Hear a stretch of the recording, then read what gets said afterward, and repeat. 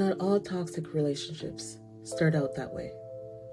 Sometimes they begin with love, loyalty, and deep connections, until patterns of control, manipulation, or neglect slowly take over. Natalie thought she had strong friendships and a loving relationship, but when the weight of others' expectations became unbearable, she realized she had two choices: stay trapped in toxicity or fight for her freedom. This is a story of breaking cycles, setting boundaries, and discovering the power of healthy connections. Natalie had always been the reliable one, the fixer, the one who listened, comforted, and put others before herself. But lately, she felt drained, mentally, emotionally, and even physically. Her boyfriend, Jared, had become increasingly controlling. What started as looking out for her had turned into dictating what she should wear, who she should talk to, and how she should spend her time. Her best friend, Sherry, wasn't much better. Every conversation revolved around Sherry's problems, her drama, her crisis of the week. If Natalie ever tried to talk about her own struggles, Sherry would either dismiss them or shift the topic back to herself. Her longtime friend, Danny, had a different kind of toxicity. He always plays the victim. He would guilt Natalie into helping him, constantly borrowing money he never repaid, and making her feel bad whenever she said no. The worst part, Natalie didn't even realize how much of herself she was losing. She had convinced herself this was just what love and friendship looked like, until one night changed everything. It was a Friday evening. Natalie had planned to stay in, relax, and catch up on her own needs for once. But then, her phone lit up. "Jared, where are you? I told you I wanted to see you tonight." "Sherry, emergency, call me now." "Danny, hey, I really need a favor. I promise it's the last one." Natalie stared at the messages, feeling a familiar knot of obligation tightening in her chest. She sighed, picking up her phone to call Sherry. Before she could dial, there was a knock at her door. It was Nate. Nate had been her friend since childhood, but unlike the others, he had always been honest, supportive, and never demanding. "Hey," he said, stepping inside. "I was in the area and figured I'd check in. You've seemed different lately." Natalie hesitated, then admitted, "I'm just tired, Nate. No matter what I do, it's never enough.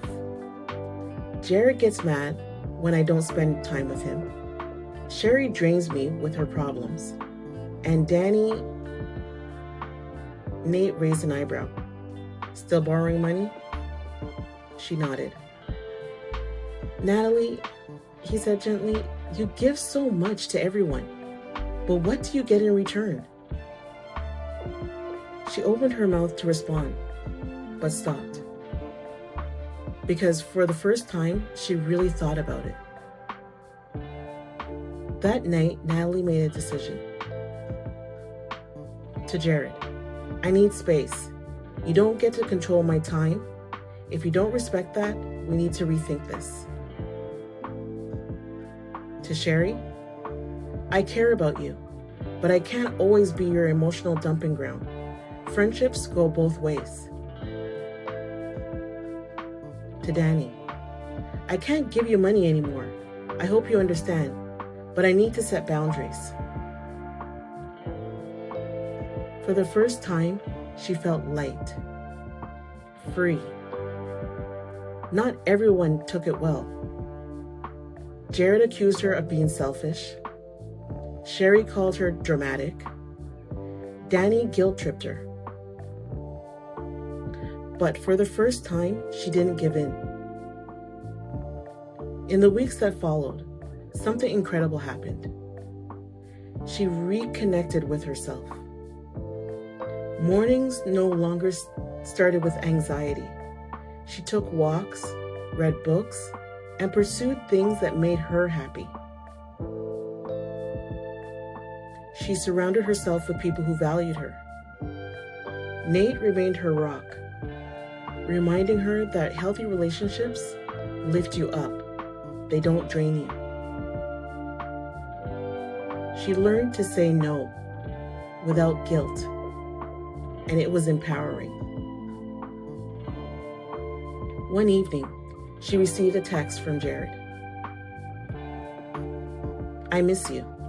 Can we talk?" For a moment, she considered responding, but instead she smiled and deleted the message. Because for the first time in a long time, she chose herself. Toxic relationships don't always come in obvious forms. Sometimes they disguise themselves as love, friendship, or loyalty. But the truth is, real love and real friendships don't suffocate you. They don't control you. They don't take from you without giving back. It's okay to walk away. It's okay to set boundaries. And it's okay to choose yourself. Because the moment you do, you open the door to relationships that truly empower you. Together, let's move from doubt to power, one story at a time.